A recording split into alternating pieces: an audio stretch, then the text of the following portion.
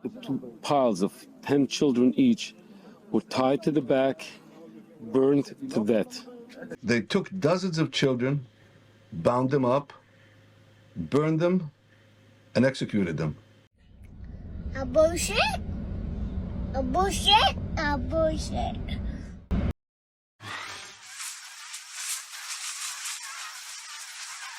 Hello guys, and welcome back to the JoBluemann channel, where we discuss news, views and reviews. And today I want to talk about something that is probably going to get me kicked off YouTube.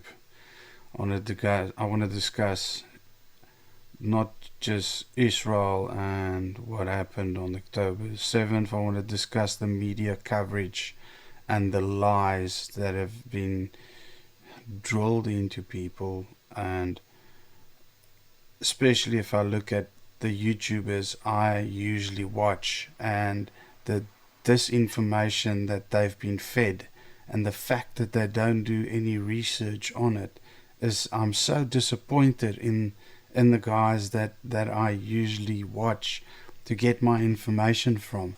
I had to go and look for other resources or other sources to go and find the information. You know, the baby killings, for instance. You know, it's very simple. It's a crap story. It's a bullshit story. There was one baby that died because of an emergency C-section or cesarean, that died because of that. There was one baby that died because of a bullet that went through a door. There were there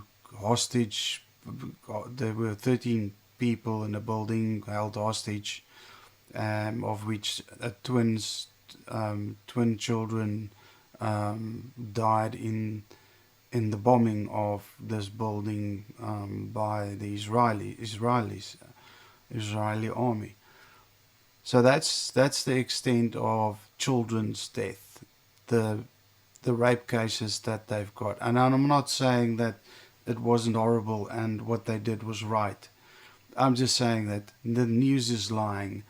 Even the YouTubers are lying, and it's unacceptable that they're not doing their homework and everybody's just accepting what Israeli news is and the Israeli government is telling them, when in actual fact when there's facts out there that you can reference. I mean, they have a in-depth documentation that they had to submit to the UN, which indicates all the deaths of people. Okay, and for instance, they bombed 28 vehicles. Okay, of which almost everybody was dead. So we don't know. This is Israel that bombed these vehicles. So we don't know how many hostages were in those vehicles. And okay, I'm going to go through a little bit of the stuff that I've researched, and actually, forgive me, but I don't know it all off by heart, so I'm going to have to read some of it. Okay, so the fact of the matter is the crimes that Hamas committed on the day is unacceptable.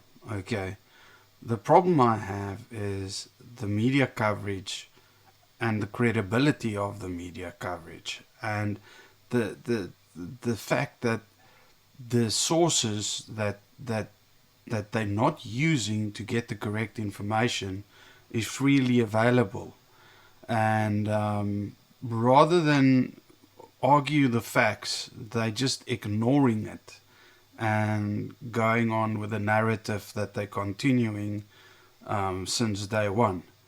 Okay, so here's the biggest thing. Israel was aware of the training exercises Hamas was having to do this.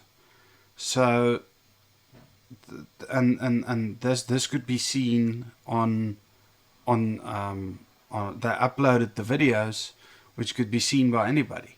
So in other words, these training exercises that they were planning to do this massacre, or the aim of it was probably to get hostages, and well, and obviously killed the soldiers.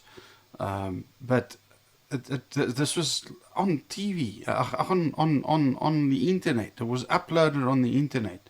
How did Israeli intelligence, which is one of the best in the world, not pick up that this is a danger?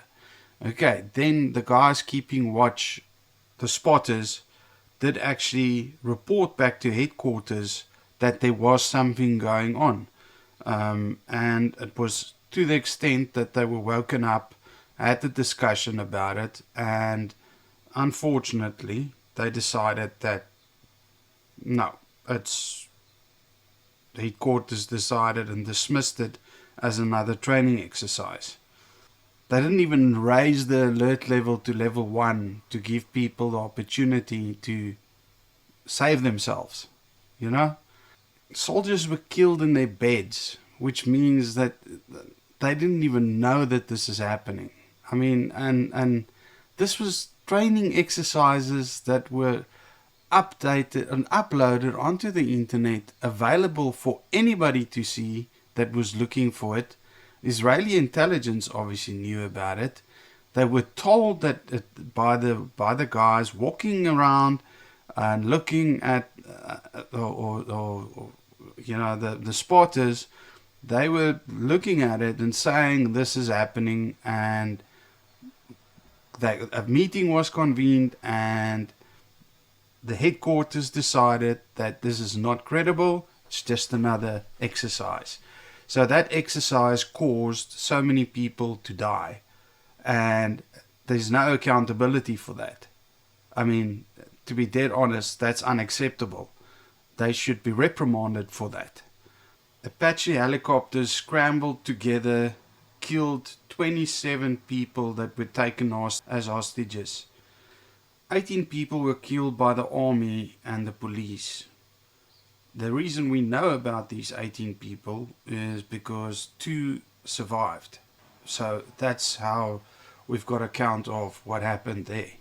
If you look at the scale of destruction of the houses and of the buildings, you can see this could not have happened with rockets, propelled grenades, or machine guns. I mean, this was bigger and more damaging, so, which means that the Apache helicopters blew up a bunch of buildings, houses and buildings.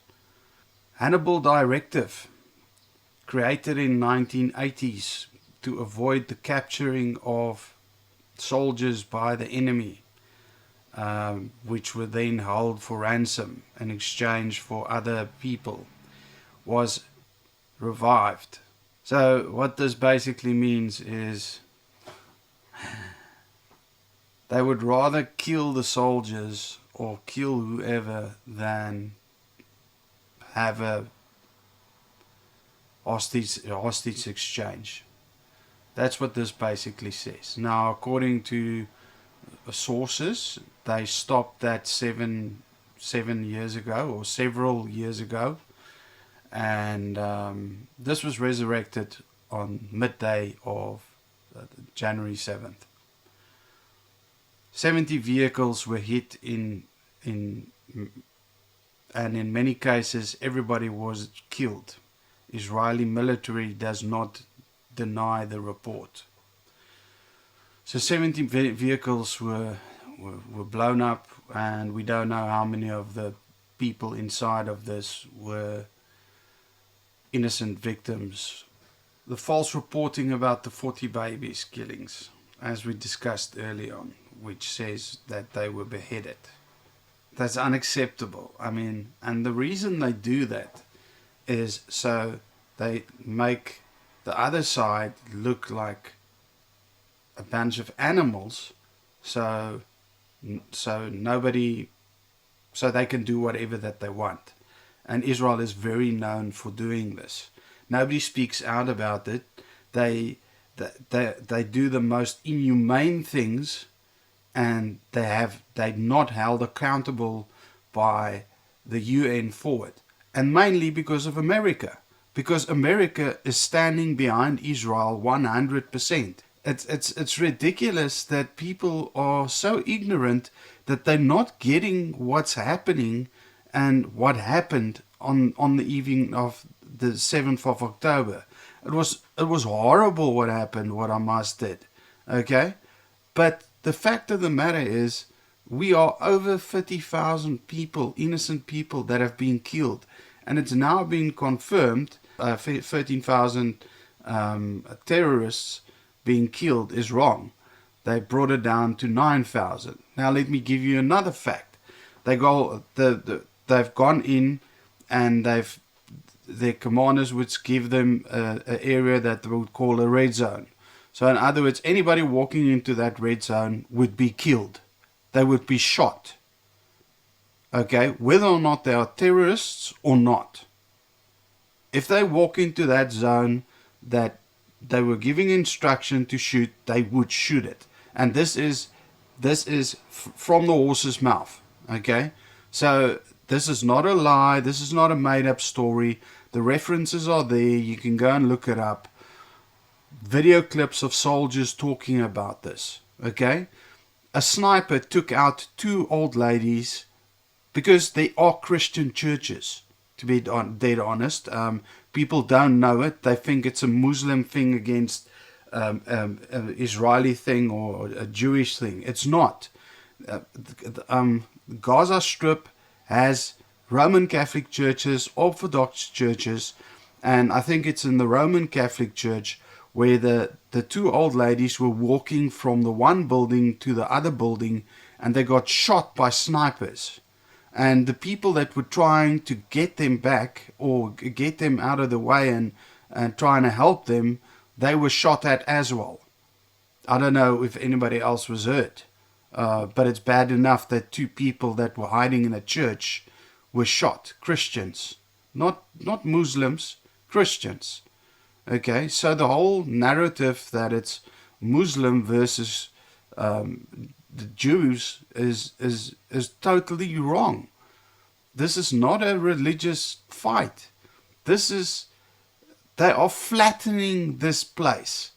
Okay, and if you go and look at what has happened in the past couple of months, okay, so when people occupy an area, okay, and there is something like natural gases or something found, it belongs to the people that occupies the area.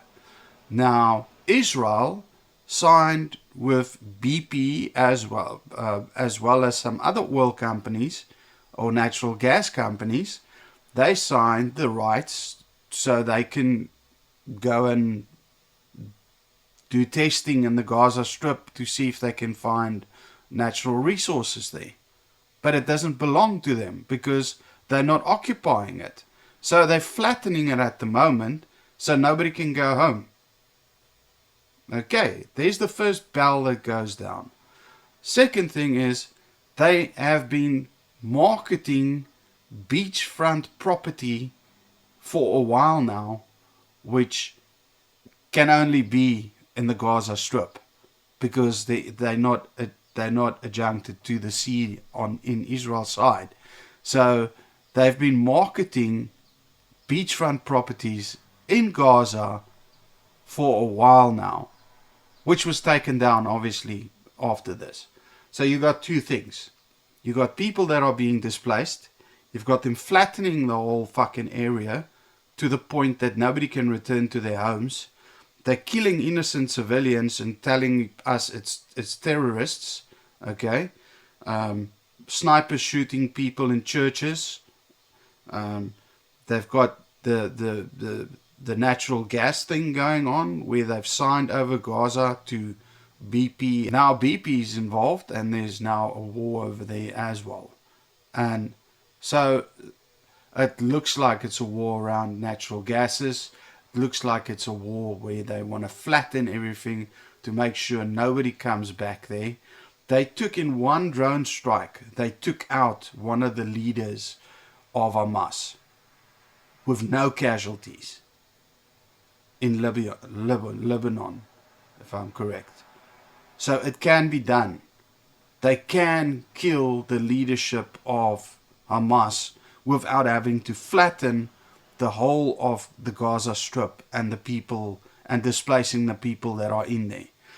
They are calling for the displacement of these people, live politicians, the army, the heads of the army.